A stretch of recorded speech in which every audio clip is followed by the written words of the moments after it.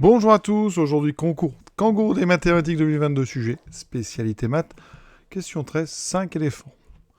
Donc 5 éléphants ont pour moyenne d'âge 24 ans, la moyenne des 3 plus jeunes est 19, la moyenne des 3 plus âgés est 28. Quel est l'âge de l'éléphant ayant l'âge médian? Alors ici j'ai représenté 5 petits éléphants, et donc l'éléphant ayant l'âge médian, c'est celui qui est au mieux. Donc la question c'est quel est l'âge de celui-ci?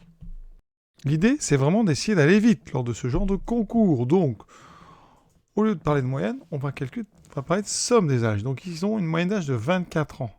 24 ans de moyenne à 5 éléphants, ça donne un total de 5 fois 24, donc 120 ans.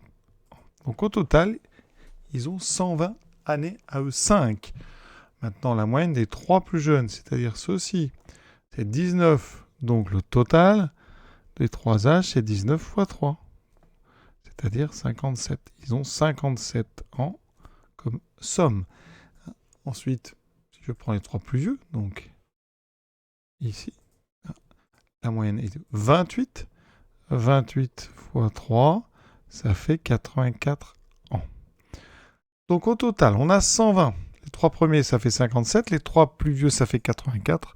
Regardez, ça va aller très vite. Si j'ajoute les âges des 5, ça fait 120. Si j'ajoute 57 et 84, j'ai compté quoi? Eh bien oui, j'ai compté une fois chaque éléphant et 2 fois celui du milieu. Donc, 57 plus 84, si vous voulez que je découpe, j'ai donc x1, x2, x3, x4, x5. Moi, je cherche x3. Donc, 57 plus 84, c'est x1 plus x2 plus x3 plus x4 plus x5. Mais attention, j'ai donc ici ajouté 2 fois x3. Donc là, j'ai 2 fois. D'accord?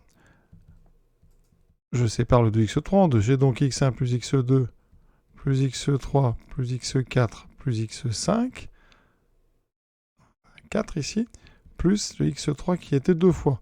La somme de x1 jusqu'à x5, on a dit que c'était 120. D'accord? Donc ici, j'obtiens une petite équation que je vais écrire ici. 57 plus 84, alors ça fait donc 141, doit donc être égal à 120, plus x3, l'âge du troisième éléphant. Donc x3 oui, est égal à 21. L'exercice est déjà fini. Alors, on a été astucieux là.